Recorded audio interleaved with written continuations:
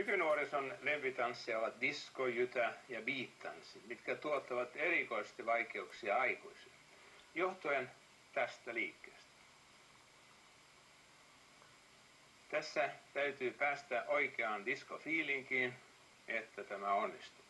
Polvet siis menevät eteenpäin, lantio menee taakse ja suoraksi, kädet lyövät alaspäin, ja hieman eteen, hartiat liikkuu ja pää liikkuu. Tämä on siis tärkein perusliike diskotanssi. Seuraava on vasen jalka sivulle. 1, 2.